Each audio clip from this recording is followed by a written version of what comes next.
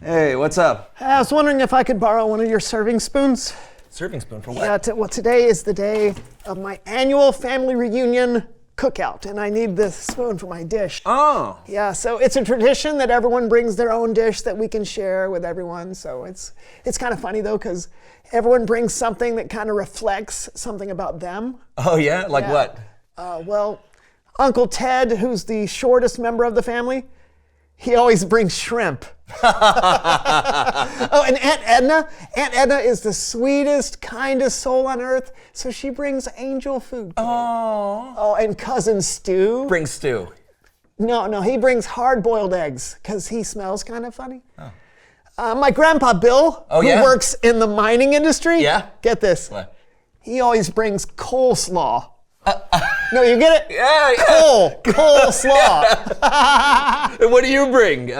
Dry toast?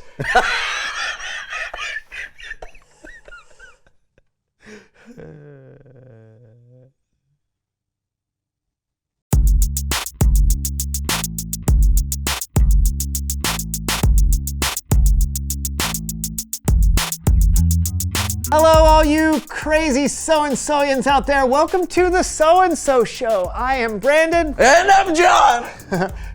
I'm so excited. John is making his world-famous barbecued brisket. It is one of my favorite things to eat in this world. He's even won several barbecue competitions with his recipe. Yep. 4 years in a row, I was voted best barbecuer in the tri-state area. Really, which states? The tri-ones. Now, if you'll excuse me, I need to set my trusty timer. You see, the secret ingredient to good barbecue isn't the spices or sauces. It's the amount of time you take to slow cook it. Oh, for how long? I can't share that info. It's classified by NASA. Really? No. Oh, man. Oh, it already smells so good. Oh, yeah. And I am so hungry. Oh, I can smell it now. Oh, I am coming for you, you magnificent barbecue. I can't wait to have you in my tum-tums. Not so fast. We have to wait for the timer to let us know when it's ready. Right. Yeah. I see. Mm-hmm. So we just wait. Mm-hmm.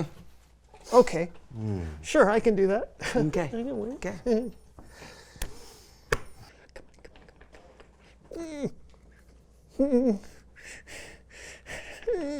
Come on. Come on. Come on. Huh? Oh my God. The alarm's going off! The alarm's going off!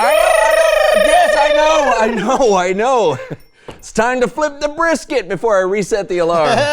Reset the alarm? Yeah. That was just the first hour of cooking. We got 7 more hours to go. 7 hours? Hey. Are you crazy? I'm hungry now. Well, I don't know what to tell you. I can't control time, Brandon. Just grab a small snack or something to tide you over. Here we go. All right. Be right back. Small snack, he says. Tide you over, he says. I want my barbecue now. Oh, I know just the snack. Barbecue chips. This might ease some cravings. I'll just eat one. Or two. Just 2. Or 4 is fine. Oh, man. What? Brandon, I said have a small snack. I can't help it. I'm hungry. Yeah, well, don't ruin your appetite, all right? I promise I won't. Okay.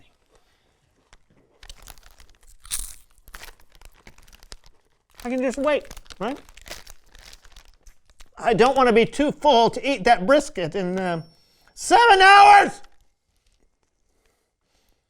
Maybe just one more snack. Excuse me.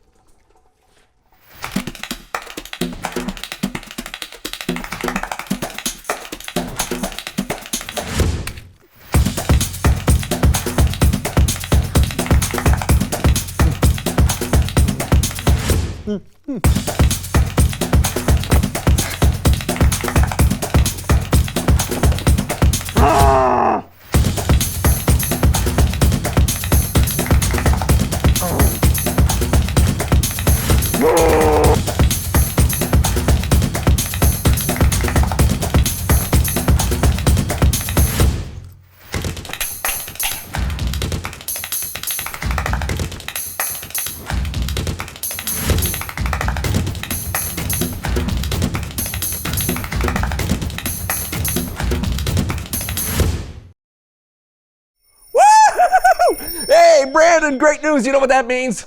It's time for my brisket to be eaten. No. Brandon? Yes. Brandon, where? Oh, Brandon, what have you done? Oh.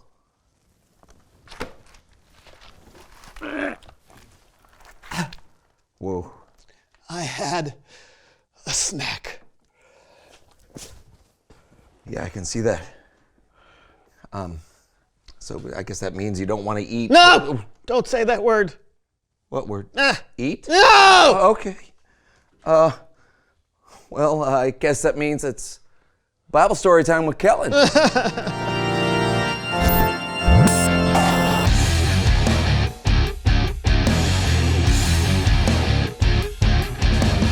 Hello, what is up, my goodness. Yeah, Brandon is a little full. How much did you eat? No! He's a little sensitive to the word eat, to food, to words referring to edible items. No! Gotcha. Ironically, though, today's story is about a bowl of, Yeah, well then by all means, take it away. Today's story is about two famous brothers, twin brothers actually. Their names were Esau and Jacob. And even though they were twins, they were very different from each other. Esau, he was like the outdoorsy type. He liked to hunt and he was really hairy.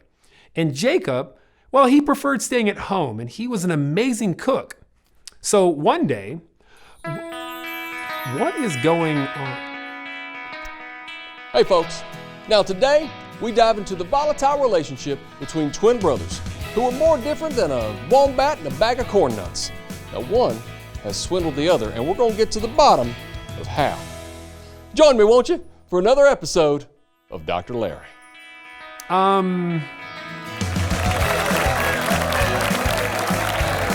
Okay folks, now the first twin you're going to meet today is the slightly younger of the two brothers. Now please welcome to the show, Jacob. Hey, come on out here, Jacob. There he is.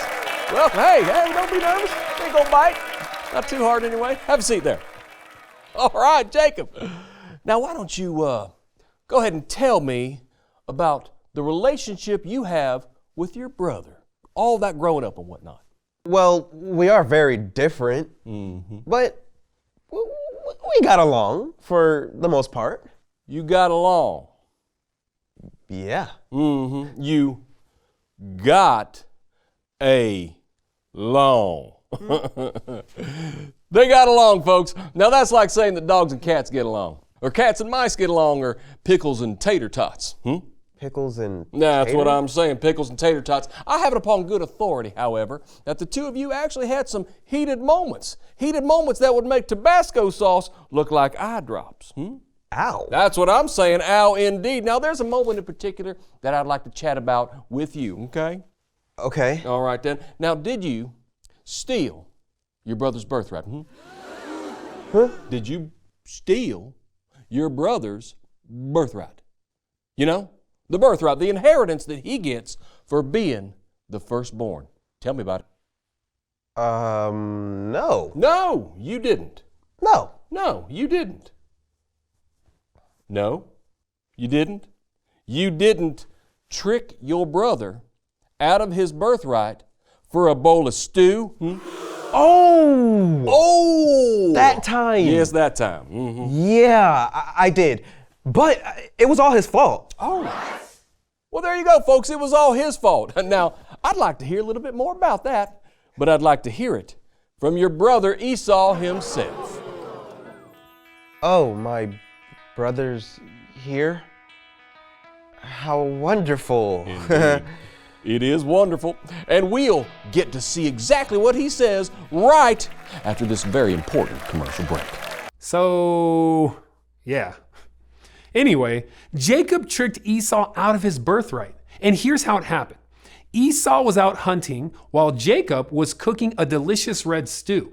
And after a long day, Esau was super hungry. So when Esau saw the stew, I guess we're going back to... Well, now I'd like to hear this story from your brother's point of view. Hey folks, please welcome to the Dr. Larry Show, Esau. Woo! Yeah.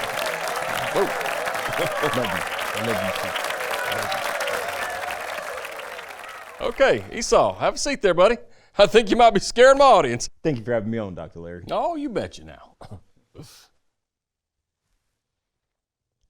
Ooh, the tension's so thick you could cut it with the backbone of a stegosaurus. I tell you what, I can tell these fellas are twins. I mean, it's like looking at two mirror images. That is, if those mirrors were facing completely different people. Thank you. Now, Esau, Jacob here says he didn't steal any kind of birthright from you. Now, what says you about that? He tricked me. Oh, there you go. Your lies smell like a pound of head cheese. But Interjection here. he didn't steal it.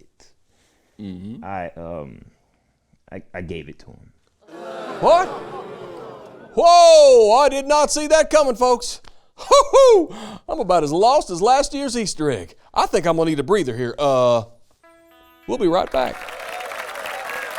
Ooh, a twist. So when Esau saw his brother stew, he really wanted a bowl. Like, he really wanted a bowl. And Jacob knew it. So Jacob decided to offer a trade. A bowl of stew for Esau's... I was so close.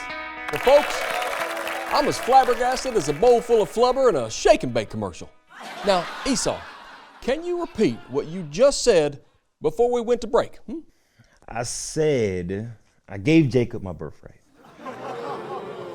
Well, I guess my question is probably the same thing that everybody out there in TV land is thinking, and here it is. Huh? I was hungry, okay? I thought I was gonna die if I didn't get food. Couldn't wait. I got so impatient. And Jacob offered me a bowl of stew for His birthright? And you just up and said yes. All Willie Nelson-like. Well, I wasn't sure if he was actually gonna go for it. I mean, a birthright for stew? That has to be one of the most understandable decisions I've ever seen. Well, I for one think you both ought to be ashamed of yourself. You, Jacob, for taking advantage of your starving brother. And you, Esau, for being so impatient that you traded away everything for a bowl of stew. Folks, this reminds me of something my uncle would say. If you can't look a gift horse in the mouth, you might as well play the banjo. Think on it. There you go. So, what have we learned here today? Simple. Impatient, don't be it.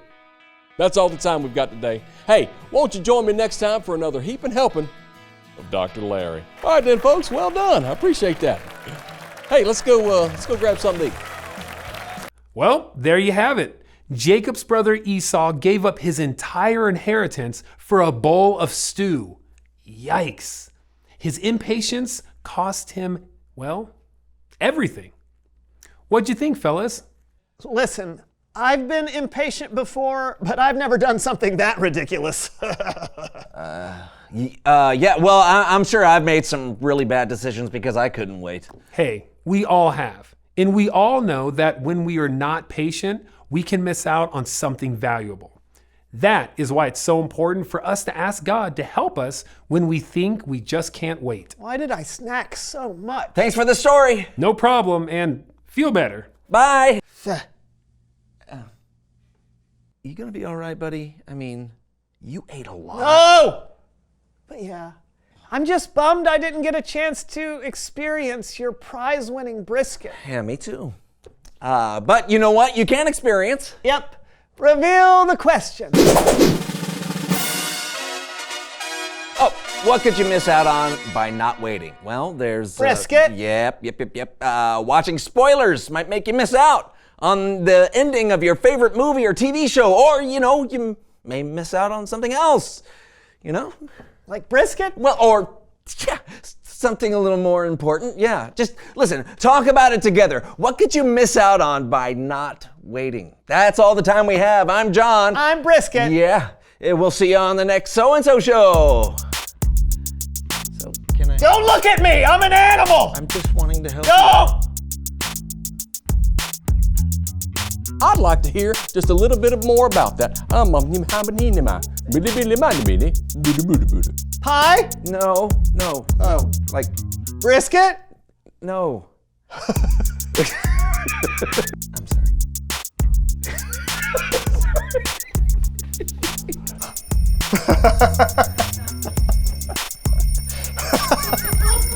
Did you do that to me?